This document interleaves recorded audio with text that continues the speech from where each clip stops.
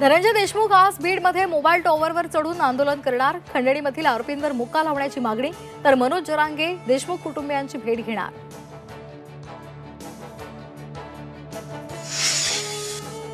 Vishnu साठेची police कोठडी आज संपणार, त्याला आज पुन्हा केस कोर्टासमोर हजर करणार।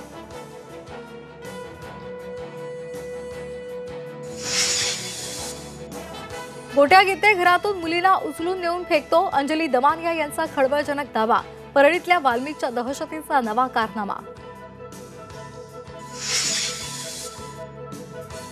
शरद पवारांचं दगा फटक्याचं राजकारण, ठाकरेंना जनतेनं घरी बसवलं। अमित शहांचा हल्लाबोल। शिर्डीतील महाअधिवेशनातून भाजपच्या नेत्यांकडून महाविकास आघाडीवर घणाघात।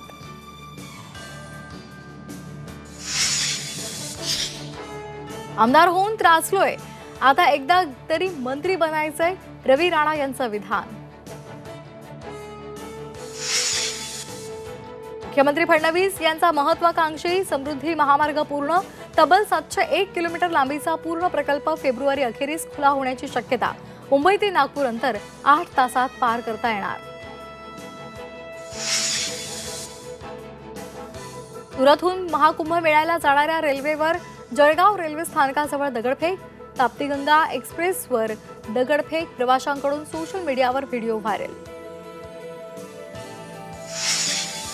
उत्तर प्रदेशातील प्रयागराजमध्ये महाकुंभाला आजपासून सुरुवात। देशभरातून कोट्यवधी भाविक येणार, प्रशासनाकडून चोख बंदोबस्त।